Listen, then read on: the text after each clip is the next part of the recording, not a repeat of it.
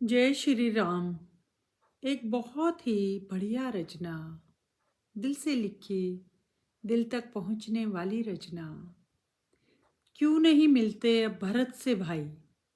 देखो, इसका शीर्षक ही कह रहा है कि भरत जैसे भाई मिलना सरल है ही नहीं। क्यों नहीं मिलते अब भरत से भाई। छोड़ सिंहासन, राम पादुकाएं अपने सिर पर उठाई। नहीं बैठे सिंहासन पर, रामचरण पादुकाएं ही सिंहासन पर बरस 14 सजाई। क्यों नहीं मिलते अब भरत से भाई। समर्पण प्रेम और प्रीति की निर्मल मंदाकिनी बहाई। सन्यासी सा जीवन जिया, कितना प्यारा था ये राम का छोटा भाई।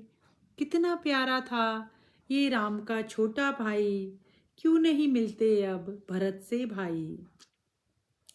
एक भरत एक भरत था एक दुर्योधन। एक भरत था एक दुर्योधन। एक ने प्रेम की, दूजे ने घृणा की बीन बजाई।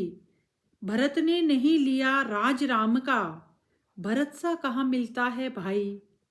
दुर्योधन ने हक छीना निज भाइयों का, हुआ महाभारत खून की नदियां बहाई। शांति दूत की भी नहीं मानी उसने, मानवता हुई थी घायल, सर्वत्र उदासी थी छाई। सच अब भरत से नहीं मिलते भाई। वन जाकर आग्रह किया अग्रज से, वन जाकर आग्रह किया अग्रज यानी श्री राम से। चलो लौट अयोध्या राज संभालो, माँ के कई को माफी दे दो भाई। नहीं लौटे राम दी चरण पादुका, और रघुकुल रीत निभाई। रघुकुल रीत तो आप सब जानते हैं, प्राण जाएं पर वचन न जाएं। वन जाकर आग्रह किया अग्रज ने, चलो लौट अयोध्या राज संभालो, माँ के कई को माफी दे दो भाई। नहीं लौटे राम दी चरण पादुका, और रघुकुल रीत निभाई। प्राण जाए पर वचन न जाई। ये होता है नाता भाई का भाई से, तुलसी ने मानस में समझा दी इस नाते की गहराई। सच में अब ना रहे राम से, ना भरत से मिलते हैं भाई। सच में अब ना राम से, ना भरत से मिलते हैं भाई। यही हमारी सनातन संस्कृति है, यही हमारी सनातन संस्कृति है। क्यों हमने यह पूर्णता है भुलाई। पूरब चला पश्चिम की ताल पर, सोचिए, पूरब चला पश्चिम की ताल पर, शिक्षा ने संस्कार को दे दी है विदाई। शिक्षा ने संस्कार को दे दी है विदाई। क्यों हमने अपनी सनातन संस्कृति, क्यों हमने यह पूर्णता है भुलाई। पूरब चला पश्चिम की ताल पर, शिक्षा ने संस्कार को दे दी विदाई। क्यों नहीं मिलते अब भरत से भाई। क्यों नहीं मिलते अब भरत से भाई।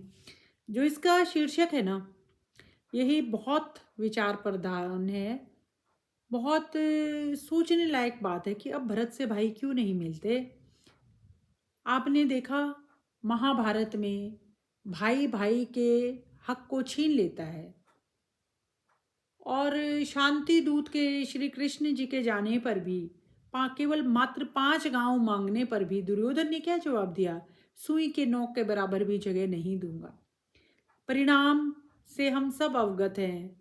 लाखों करोड़ों लोगों का खून बहा, और इतना बड़ा युद्ध कहते हैं आज तक महाभारत के बाद इतना बड़ा युद्ध, इतना भीषण रक्तपात कभी नहीं हुआ है ना। मात्र जमीन के टुकड़ों पर एक तरफ दुर्योधन है, और अगर हम दुर्योधन का विलोम कहें तो भरत का नाम जहन में एकदम सबसे सर्वप्रथम आता है। भरत को राज्य दिलाने के लिए केकई ने राजा दशरथ से अपने 2 वचन मांगे, सर्वविदित है। लेकिन उसी भरत ने वो राजपाट लेने से एकदम मना कर दिया। जंगल भी गए, भाई को बहुत आग्रह किया, कस्में दिलाई, लेकिन राम भी तो राम है ना। रघुकुल की रीत को तो निभाएंगे। रघुकुल रीत सदा चली आई, प्राण जाए पर वचन ना जाए। पिता के वचनों का पालन करना तो उनका नैतिक कर्तव्य था, और राम से मर्यादा मर्यादा और प्रतिबद्धता के मामले में तो राम से ऊपर कोई नाम है ही नहीं। नहीं लौटे राम। लेकिन आप देखो भरत ने क्या किया उन 14 सालों में। ये नहीं कि मैं इस राज्य का लाभ उठाऊं, मैं राजा कहलाऊं, धरती पर सोए राम की चरण पादुकाएं सिर पर रख कर लाए, उन्हीं को राज सिंहासन पर रखा। मिलते हैं क्या आप भरत से भाई? नहीं मिलते। लक्ष्मण से भाई भी नहीं मिलते। लक्ष्मण देखो वनवास मिला था राम को, सीता को राम के साथ जाना था क्योंकि वह उनकी अर्धांगिनी थी। लेकिन लक्ष्मण ने अपनी पत्नी को छोड़कर, अपनी माँ को छोड़कर, पूरे राज्य को छोड़कर भाई के साथ गए। इससे इससे बड़ी बात क्या होगी सच में? आजकल ऐसे भाई कहाँ मिलते हैं। तभी तो कहते हैं ना, ये जो रामचरित्र मानस है ना, ये हमें जीवन के हर मोड़ पर, हर मोड़ पर, हर नाते के बारे में कुछ ना कुछ अवश्य सिखाता है। यह सीखने वाले पर निर्भर है, क्या उसे इसमें से कुछ सीखना आता है। सच, बिल्कुल 100% सत्य है ये बात। जय श्री राम। जय श्री राम।